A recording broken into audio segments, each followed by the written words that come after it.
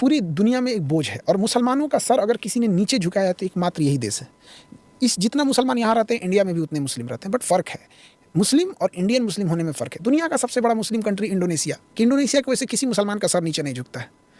Dubai Muslim country है, उसकी वजह से किसी मुस्लिम का सर नीचे नहीं झुकता है। बहरीन, कतर, सऊदी अरब, हम लोग सीखते हैं सऊदी अरब से कि वैसा कानून इंडिया में होना चाहिए कि किसी महिला के साथ अगर कुछ हो रहा है या किसी के साथ जगह अपराध को तो हाथ काट दो। हम लोग रोल मॉडल दिखाते हैं, लेकिन पाकिस्तान की वजह से आज मुसलमान अपने आप को सोचे कि मुसलमान को अगर जिल्लत सहना पड़ रहा है तो उसमें 80% योगदान बस इन्हीं चोट्टों का है। यहाँ पे मस्जिद में बम फोड़ देता है सब, सिया सुन्नी में सुन्नी, वहाबी वहाबी, देवबंदी, अहले हदीस, अरे बाप रे बाप, इतनी वेराइटी बना के रखें कि हम अच्छा वाला है तुम अच्छा वाले, ये बोझ है। और सबसे बड़ा खराबी क्या होता है इन लोगों में कि अगर ये किसी गलत काम कर रहे हैं तो उसमें भी अल्लाह अकबर बोलते हैं। तो इंसान फ़र्क क्या करेगा, कोई नमाज पढ़ने जा रहा है अल्लाह अकबर बोल के, आप वही बात बोल के किसी मासूम को ताज होटल में कोई छुट्टियां मनाने गया उसको गोली मार दोगे, तो ये सोचिए कि ये दूसरे के दुश्मन तो बाद में हैं, ये सबसे बड़े दुश्मन अपने हैं।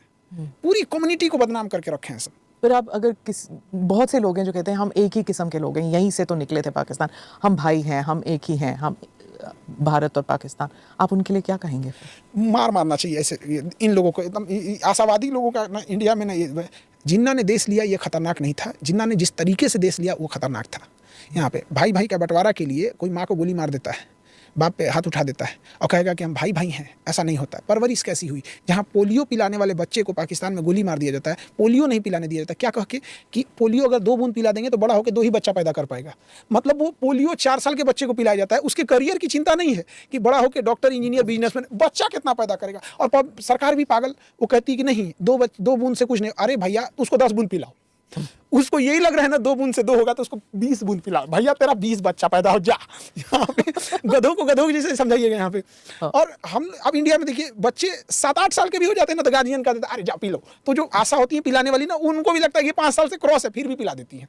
कितनी मेहनत से हमने पोलियो खत्म किया, आइए बगल में पोलियो लेके घूम रहा है, कौन कब फटेगा पता ही नहीं चलेगा। हम दिल्ली एयरपोर्ट पे थे तो ऐसे पता चला था, तो एक पाकिस्तानी था वहाँ पे, तो हम अपना सीट बदल दिए एयरपोर्ट पे, वो वहाँ पे बैठा हुआ था, चार्ज कर रहा था मोबाइल, हम बगल में, हम फट जाएगा ये कब किसी को नहीं पता है।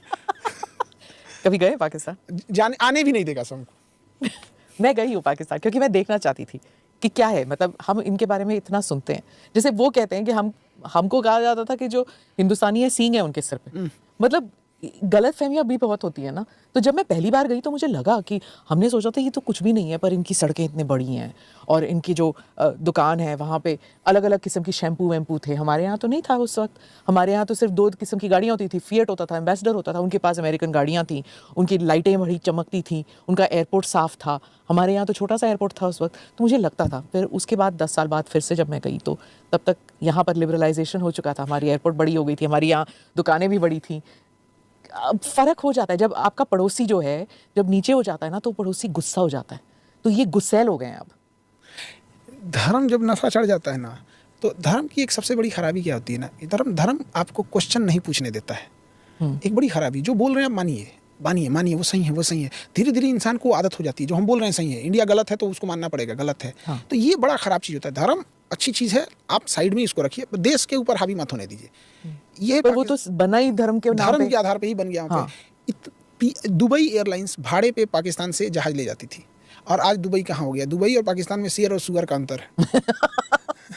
तो आपको बैन कर देंगे पाकिस्तान में, आपने सुअर का। तो हाँ अच्छा, उनका गजब है, सुअर बोल दोगे तो गड़बड़ है, मतलब उसको इंग्लिश में बोले पिग तो ठीक है, उर्दू में बदखोम बोले तो भी ठीक है, खंजीर बोले तो भी ठीक है, सुअर बोले तो गड़बड़ है, मतलब वाटर बोले तो ठीक है, पानी बोले तो गड़बड़ है यहाँ पे।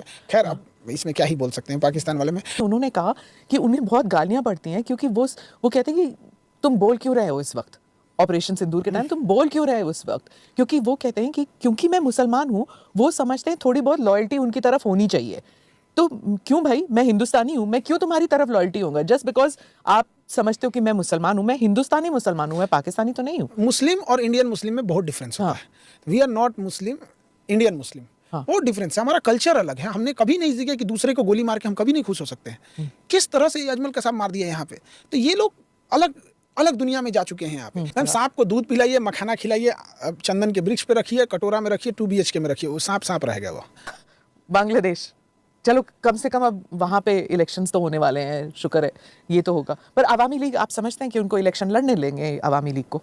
बहुत मुश्किल हो जाएगा शेख हसीना के लिए भी। और ये वो तो वापस नहीं जा पाएंगी, मुझे नहीं लगता। शेख हसीना अगर नहीं आ पाई तो बहुत रेडिकलाइज हो जाएगा वहाँ पे। बीएनपी और हाँ, वो लोग तो रहने नहीं देंगे, एंटी इंडिया चीज़ें चलाएंगे, फिर वो एंटी इंडिया करते करते एंटी हिंदूज कर देंगे, फिर वहाँ पे माइनॉरिटीज़ को रहने नहीं देंगे और इंडिया चुपचाप देखते रहेगा। हमेशा एक चीज़ याद रखना चाहिए कि अगर हमसे कोई लड़ने आ रहा है तो उसका लॉस होना चाहिए। अगर लड़ के उसका लॉस नहीं हुआ ना तो फिर लड़ेगा। यही इंडिया के साथ होता है। पाकिस्तान मार के आतंकवाद वगैरह करके कहते क्या करेंगे, 2-4 बम मार के फिर ऑपरेशन सिंदूर बंद करके चले जाएंगे, लॉस नहीं होता है। अगर बांग्लादेश कुछ भी करता है, चिकन नेक चौड़ा कर दे, त्रिपुरा खींच दे, चिड़गांव बना दे, क्या जाता है, चिकन नेक को चौड़ा करके वहाँ हिंदूज को बसा दे, कोई दिक्कत नहीं है। रोहिंग्या जो भारत में घुसे हुए, चिकन नेक चौड़ा करके वहीं से वहीं बसा दे, उनको एक सेपरेट, जैसे यूक्रेन में कैसे किया डोनबास का डोनेस्क, सेपरेट आइडेंटिटी दे दे, वर्ल्ड कुछ नहीं बोलेगा और पीस साइन कर दे कि आपकी एक्सटर्नल पॉलिसी एंड डिफेंस हम लोग देखेंगे, खत्म। एम्बिशियस। अगर आपको, जैसे आप खाना खा रहे हो तो नारियल पानी पियेंगे, कोक पेप्सी पियेंगे? हम तो सिंपल पानी पियेंगे, ये सब तो वीआईपी चीज़ है। नारियल पानी आप वीआईपी है तो सही, कहाँ वीआईपी नहीं है क्या? नहीं, मतलब बिहार में कहीं पे भी जाएंगे तो वीआईपी अगर नाम लेंगे कंटिन्यूअसली, चाहे सरकार आए, कोई किसी की भी सरकार आए, खान साहब की सरकार तो हमेशा रहेगी, तो आप वीआईपी तो है ना।